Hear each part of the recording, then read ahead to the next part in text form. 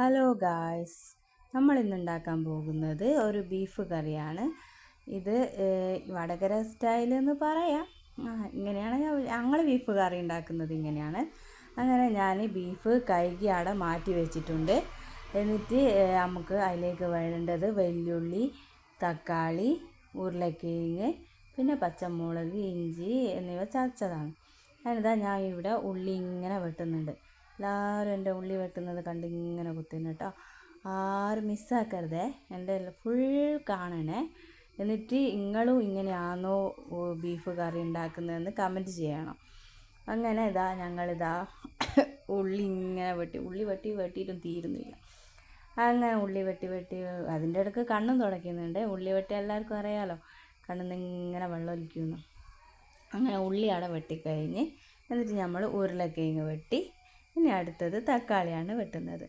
അങ്ങനെ ഞാൻ ആകെ 3 തക്കാളിയാണ് എടുത്തത്. ചെറിയ തക്കാളി ആയതുകൊണ്ടാണ് കേട്ടോ 3 എടുത്താൽ. വലിയ തക്കാളി ആണെങ്കിൽ 2 മതി. അങ്ങനെ തക്കാളി അരിഞ്ഞുകൊണ്ടിരിക്കുന്നുണ്ട്. പിന്നെ എന്തല്ല നിങ്ങളെ വിശേഷം? ഇതിലിടയ്ക്ക് അതും ചോദിക്കട്ടെ. നിങ്ങൾക്ക് എല്ലാവർക്കും സുഖമല്ലേ? എല്ലാവരും ഓരോരോ ഇങ്ങനെയാണോ? ഓരോ നാട്ടിൽ ഓരോ രീതിയിലായിരിക്കുമല്ലോ ബീഫ് കറി. എന്ത് ഭക്ഷണ സാധനങ്ങളായാലും ഓരോ നാട്ടിൽ ഓരോ രീതിയിലായിരിക്കുമല്ലോ. അപ്പോൾ നിങ്ങളെ നാട്ടിൽ എങ്ങനെയാണ് ബീഫ് കറി ഉണ്ടാക്കുന്നതെന്ന് നിങ്ങൾ കമൻറ്റ് ചെയ്യണം കേട്ടോ. അങ്ങനെ നമ്മൾ എല്ലാം സെറ്റാക്കി വെച്ചിട്ടുണ്ട്. നമ്മൾ കുക്കറിലാണ് ഉണ്ടാക്കുന്നത്. ചട്ടിയിൽ ഉണ്ടാക്കിയാലാണ് കുക്കറിനേക്കാളും ടേസ്റ്റ് ഉണ്ടാവുക. പക്ഷെ നമ്മൾ കുക്കറിലാണ് ഉണ്ടാക്കുന്നത്. അങ്ങനെ കുക്കറിൻ്റെ അകത്ത് വെളിച്ചെണ്ണ ആദ്യം ഒഴിച്ചു കൊടുത്ത്, എന്നിട്ട് നമ്മൾ അരിഞ്ഞ് വെച്ച ഉള്ളി എടുത്ത് അതിലിട്ട് വാട്ടി കുറച്ച് നുള്ളു ഉപ്പ് ഇട്ട് കൊടുക്കുക. ഉപ്പിട്ടാൽ ഉള്ളി വേഗം വാടി കിട്ടുമല്ലോ.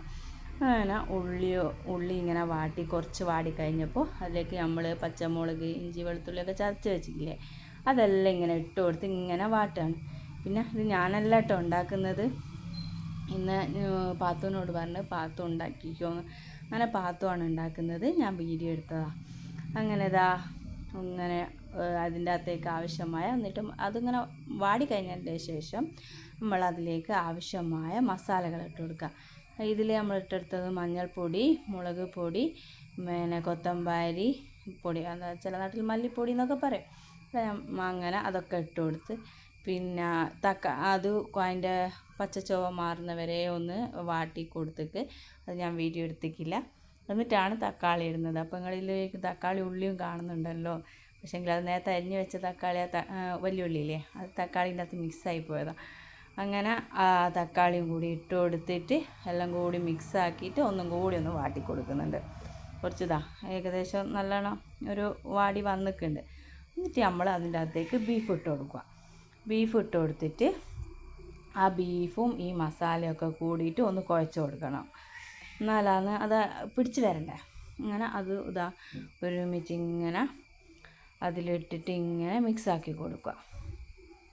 പിന്നെ നിങ്ങൾ മറ്റൊന്നും കൂടി കമൻറ്റ് ചെയ്യണം. ഞാൻ ഉണ്ടാക്കുന്ന ഫുഡ് കണ്ടിട്ട് നിങ്ങൾ ആരെങ്കിലും ഉണ്ടാക്കിക്കോ, അല്ലെങ്കിൽ ഞങ്ങൾക്ക് അത് ഇഷ്ടമാവുന്നുണ്ടോ, അല്ലെങ്കിൽ എങ്ങനത്തെ വീഡിയോ ആണ് നിങ്ങൾക്ക് ഏറ്റവും കൂടുതൽ ഇഷ്ടമാവുന്നത് എന്നൊക്കെ ഒന്ന് കമൻറ്റ് ചെയ്യണേ. അങ്ങനെ നമ്മളതൊക്കെ കൂടി മിക്സാക്കി കൊടുത്ത്, അപ്പോൾ ഉരുളക്കിഴങ്ങ് അതിൻ്റെ മുന്നേ ഇടുന്നതിനോ മറന്നു പോയതാണ്. അങ്ങനെ ഉരുളക്കിഴങ്ങും അതിലേക്ക് ഇട്ട് കൊടുത്തിട്ടുണ്ട്. കാരണം നമ്മൾ ഇതിൽ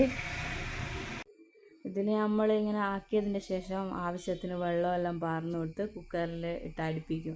അല്ലാണ്ട് വെന്ത് കിട്ടാൻ കുറേ സമയം എടുക്കുമല്ലോ. നമ്മൾ പിന്നെ പ്രത്യേകിച്ച് ഗ്യാസുമേലാണല്ലോ ഉണ്ടാക്കുന്നത്. അതുകൊണ്ടാണ് നമ്മൾ കുക്കറിൽ ഉണ്ടാക്കിയത്. അങ്ങനെ ആ ഉരുളക്കിഴങ്ങൊക്കെ ഇട്ടെടുത്ത് എല്ലാം മിക്സാക്കിയതിൻ്റെ ശേഷം കുറച്ച് ഗരം മസാല, ആവശ്യത്തിന് കുറച്ച് ഗരം മസാല ഇട്ട് കൊടുത്ത് അങ്ങനെ അതും മിക്സാക്കി. ഇനി നമ്മൾ എന്താണ് എടുക്കുക, അതിലേക്ക് ആവശ്യമായ കുറച്ച് വെള്ളം ഒഴിച്ച് കൊടുക്കുക. അങ്ങനെ നമ്മൾ ആവശ്യത്തിനുള്ള വെള്ളം ഒഴിച്ച് കൊടുക്കുക. ആ വെള്ളം ഞാൻ ഒഴിച്ച് കൊടുത്തിട്ടുണ്ട്. ആ വെള്ളം ഒഴിക്കുമ്പോൾ ഇങ്ങനെ ആദ്യം കുറച്ച് പാർന്ന് നോക്കും, മതിയോ നോക്കും, പിന്നെ കുറച്ചും കൂടിയും പാരും.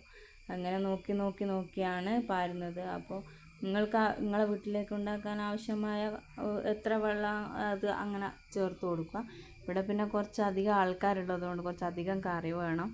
അതുകൊണ്ടാണ് കുറച്ചധികം വെള്ളം ചേർത്ത്. പിന്നെ ഉണ്ടാക്കി വരുമ്പോഴത്തേക്ക് നല്ല കട്ടിയായിട്ട് വരും. നിങ്ങൾ കാണുന്നില്ലേ കട്ടിയായി വന്നത്. അങ്ങനെ നമ്മൾ ബീഫ് കറി ചെയ്യാം. ഇഷ്ടമായാൽ സബ്സ്ക്രൈബ്, ലൈക്ക്, ഷെയർ ചെയ്യണേ. ഓക്കെ.